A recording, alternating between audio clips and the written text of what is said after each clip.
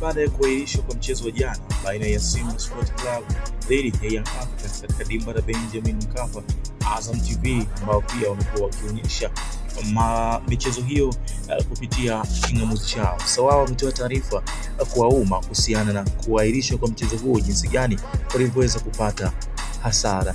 Taarifa kwa vyombo vya habari Machi 8 mwaka 2025.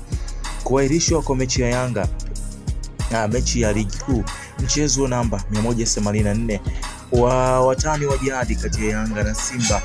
Azam Media Limited inasikitishwa na tangazo hilo kwa kuahirishwa kwa mechi iliyokuwa ikisubiriwa kwa hamu kati ya Young Africans na Simba, ambayo ilipaswa kufanyika leo Jumamosi Machi 8 mwaka 2025 kuanzia saa 1:15 usiku, uwanja wa Benjamin Mkapa, Dar es Salaam.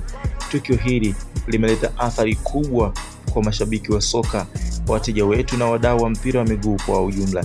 Hata hivyo, kama mdau mkuu wa maendeleo ya soka nchini, tumejitahidi kuhakikisha mashabiki wanapata burudani bora kupitia matangazo yetu ya moja kwa moja, lakini hili iliyojitokeza ipo nje ya uwezo wetu.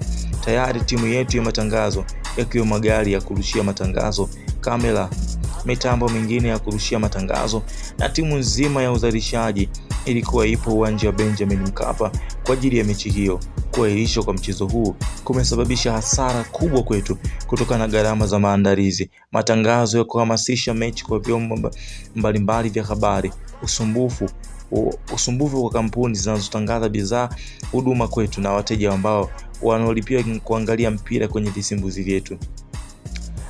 Tunaelewa matarajio makubwa ya mashabiki wa wateja wetu, na tutaendelea kuwa mstari wa mbele katika kurusha matangazo yenye ubora wa hali ya juu kwa mechi zote za ligi kuu ya NBC na mashindano mengine. Tunaomba mashabiki wetu na wadau wengine wanaotuunga mkono kwa kutangaza bidhaa za huduma zetu, kwa kutangaza bidhaa na huduma zao kupitia matangazo ya mpira, waendelee kuwa na imani nasi, huku kifuatilia kwa ukaribu kwa mamlaka za soka kujua nini kimetokea na hatua gani zitachukuliwa. Pia tunaangalia namna ambavyo mikataba yetu inavyoweza kutulinda na kazi kama hii siku za usoni. Azam ambao wametoa ujumbe huo.